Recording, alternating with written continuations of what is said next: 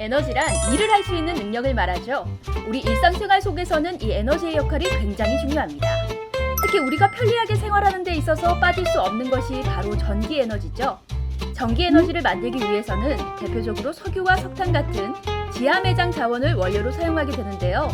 이 화석 자원은 영원한 것일까요? 아니죠. 매장된 자원은 한정적이죠.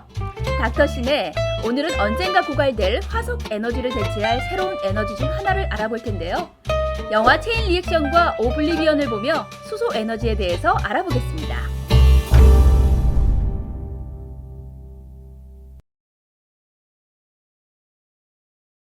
첫 번째로 소개할 영화는 체인 리액션입니다. 여기는 시카고 대학 실험실. 늦은 밤에도 연구에 매진하고 있는 한 천재 공대생이 있는데요. 그의 이름은 에디. 시카고 대학 실험실의 과학자들이 수년간 끈질기게 연구에 몰두한 결과 엄청난 에너지를 개발하게 됩니다. 바로 무색 무취의 무한대 청정 에너지인 수소 에너지인데요. 하지만 연구 결과가 공식적으로 발표되기 전 실험실은 대폭발에 휩싸여 날아가 버리고 실험의 총책임자 버클리 박사가 살해된 채로 발견되는가 하면 중국인 과학자 루첸 박사가 실종됩니다. 그리고 주인공 에디와 그의 여자친구 릴리는 실험실 폭파와 박사 살해의 누명을 쓰고 쫓기는 신세가 되는데요. 이 누명을 풀어내는 과정이 이 영화의 주된 이야기입니다. 물을 형성하기 위해 수소가스와 산소가스 사이에서 일어나는 화학 반응, 바로 연쇄 반응인데요. 이 영화는 제목에서도 알 수 있듯이 이 연쇄 반응을 다루고 있습니다. 자, 이렇게 영화 체인 리액션에서 보여주고 있는 수소 에너지는 과연 무엇이고 우리 현실에서는 어떻게 사용할 수 있을까요? 닥터시대에서 지금부터 알아보겠습니다. 안녕하세요. 과학은 잘 모르지만 영화는 잘 아는 여자 석하나입니다. 앞서 저희가 살펴본 영화가요, 체인 리액션과 오블리비언인데요. 이 영화 속의 수소 에너지에 대해서 지금부터 하나하나 알아볼 텐데 자세한 설명, 도움 말씀 주실 최승복 박사님 모셨습니다. 박사님 안녕하세요. 네, 안녕하세요. 네, 반갑습니다. 네, 박사님 인상이 너무 좋으시네요. 감사합니다. 네. 이렇게 칭찬이 가면 칭찬이 좀 오는 거 아니에요? 네. 반갑습니다. 네. 감사합니다. 이렇게 훈훈하게 오늘도 시작을 하고 있습니다. 아니 박사님, 일단 저희가 먼저 이 영화 수소 에너지에 대한 이야기를 다룬 영화를 살펴봤는데 우리가 자세한 설명을 하기 전에 수소 에너지가 무엇인지 먼저 짚고 넘어가야 될 것 같거든요. 수소 에너지는 무엇인가요? 수소는 간단하게 말씀드려서 주기율표상의 1번 그리고 H로 표시되는 가장 가벼운 원소입니다. 지구상에는 세 번째로 가장 많고요. 그다음에 우주에서는 가장 많은 원소라고 할 수가 있습니다.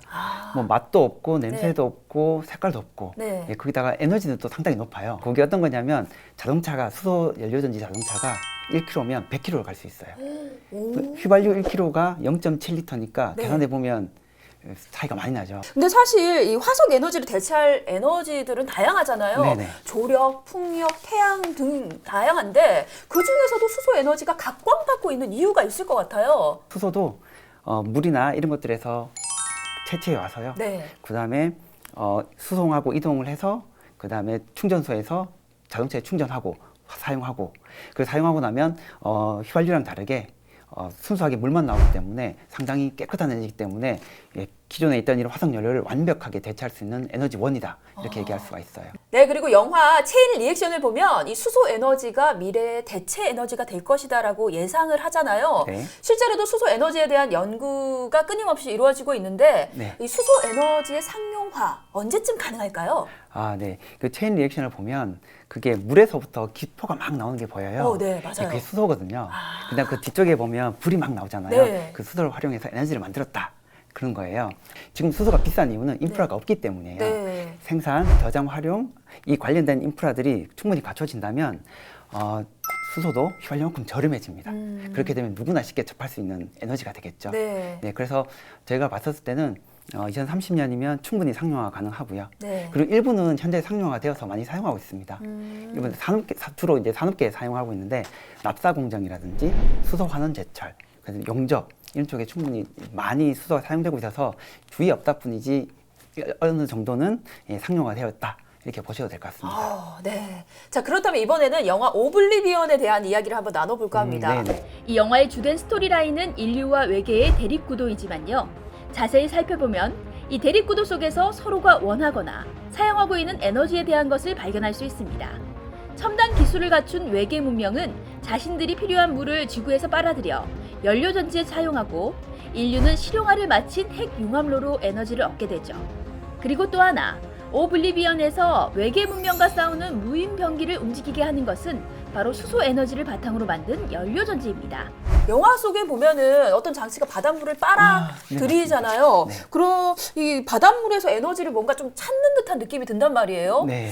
실제로 바닷물을 이용해서 이렇게 수소 에너지로 전환이 가능한 건지 네. 궁금해요. 이게 가능한 건가요? 네, 충분히 가능합니다. 수소를 얻는 방법은 크게 두 가지가 있어요. 네네. 기존에 있던 화석 연료로부터 추출을 해내서 사용하는 거. 근데 여기는 이제 CO2가 같이 발생이 돼요. 네. 그리고 두 번째는 수전해라고 해서 물을 전기 분해하면 수소가 얻어집니다. 바닷물도 물이잖아요. 그렇죠. 엄청 풍부하죠. 거기에서 뽑아내서 수소를 채취해낼 수가 있습니다. 수전을 통해서. 아니 우리 수소 에너지 상용화하니까는 또 빠질 수 없는 이야기가 바로 수소차. 네네. 이야기를 해야 될 것 같은데 네네. 네. 요즘 뭐 수소차 이렇게 자동차 버스 등으로 이렇게 소개도 많이 하잖아요. 네. 우리 수소 연료 전지의 장점, 자동차의 장점은 무엇인지도 좀 설명해 주실까요? 네, 크게 네 가지로 볼 수가 있어요. 네. 첫 번째는 충전이 빨라요. 그러니까 LPG 자동차처럼 똑같습니다. 그냥 꽂으면 네. 약 5분 안에 6kg라는 수소가 충전이 돼요. 그래서 600km를 달릴 수가 있습니다. 네. 한 2030년 되면 약 한 1,000원 정도에 살 수가 있어요. 네. 그렇게 보면 1kg에 한 12원으로 갈 수 있죠. 그러니까 차이가 많이 납니다. 그리고 세 번째는 주행할 때 네. 휘발유차는 CO2가 나오죠. 네, 그렇죠. 그런데 수소 연료전지 자동차는 물만 나옵니다. H2O. 그러니까 상당히 깨끗하죠. 네. 그리고 네 번째는 요즘 많이 얘기하시던데 움직이는 공기청정기입니다. 얘는 다니면서 공기를 흡입하고 네. 다 걸러내고 나오는 거는 물만 나오죠. 네. 그래서 공기청정기라고도 얘기를 해요. 그렇다면 우리나라 수소 에너지 연구 개발의 현 주소는 어느 정도이고 또 우리 한국재료연구원에서도 수소 에너지에 대해서 끊임없이 연구 개발 하시고 하고 계시죠? 있습니다. 네. 구체적으로 어떤 일을 하시는지 설명을 좀 해주실까요? 네. 크게 수소 산업이라 그러면 말씀드렸지만 생산, 저장, 운송, 그리고 활용 이렇게 세 가지 파트로 나눌 수가 있어요. 네. 사실 우리나라가 선진국에 비해서는 이 전체적으로 봤었을 때 약 60에서 70% 정도 수준이에요. 그러니까 높은 편은 아닙니다. 네. 특히 이제 세 가지를 나누어서 보면 생산 쪽은 크게 수전을 통해서 생산하거나 아니면 분류수소라고 해서 추출한 수소가 있는데 이 방식 보면 선진국 대비 한 70% 정도 수준이고요. 네. 저장 운송 쪽도 마찬가지로 한 네. 70% 정도 수준. 근데 다행스럽게도 연료전지라고 하는 활용 부분에서는 거기가 우리나라가 세계 최고 수준에 도달해 있습니다. 저희 재료연구원에서는 저희도 마찬가지로 수소 전주기라고 하는데 수소 생산, 저장, 네. 활용 다 연구를 하고 있습니다. 수소 생산 쪽에서는 저희들이 국내에 거의 유일하다시피 할 수 있는 독특한 수전의 타입이 있어요. 네. 그런 그 기술을 통해서 거의 전 세계적으로 상당히 앞서 나간 기술을 개발하고 있고요. 네. 활용 쪽에서도 보면 무인 항공기 아시죠? 드론. 그렇죠. 그쪽에도 제가 얼마 전에 듣기로는 8시간 동안 연속 운행을 했다고 하시더라고요. 네. 그런 거 와서 우리 재료연구원이 이런 수소의 생산, 저장, 그리고 활용 쪽에서 상당히 우리나라를 선도해 나가고 있다. 이렇게 저는 감히 말씀드리고 싶습니다. 이쯤에서 박수 한번 나와야 될 것 같습니다. 네. 한국재료연구원 최고. 네. 정말 자랑스럽습니다. 네. 자, 그럼 일단은 저희가 이 시간을 마무리하기 전에 지난 네. 시간 저희가 내드렸던 퀴즈가 있거든요.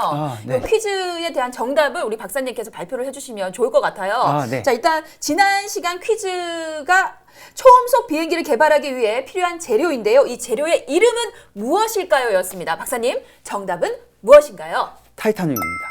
타이타늄이 정답입니다. 네, 그럼 이 시간 마무리하기 전에 박사님께 마지막 질문을 드려보도록 하겠습니다. 네. 박사님에게 있어 수소는 어떤 의미인가요? 네. 좀 거창하지만 수소는 인류의 희망이다. 이렇게 말씀드리고 싶습니다. 부연 설명을 드리면 기존에 있던 화석연료, 휘발유 등을 많이 사용하면서 CO2가 발생이 되고 지구온난화, 해수면 상승 등으로 인해서 인류의 생존이 지금 현재 위협받고 있는 상황입니다. 이것을 근본적으로 해결할 수 있는 것이 수소 에너지, 깨끗한 수소 에너지라고 말씀드릴 수 있을 것 같습니다. 네, 그렇군요. 90년대 광고 보면 이영애 씨가 이런 말씀 하시잖아요. 네. 산소 같은 여자예요. 이제는 이렇게 표현해야 될 것 같아요. 수소 같은 여자예요. 네, 정말 이 매력이 무궁무진한 것 같습니다. 오늘 이렇게 영화 속의 수소 에너지에 대해서 요모조모 파헤쳐 봤는데요. 저희는 다음 시간에도 영화 속에 숨어있는 재미있는 과학 이야기로 찾아올 것을 약속드리면서 여기서 한번 인사드려 볼까요? 네. 함께 해주신 여러분 고맙습니다. 감사합니다.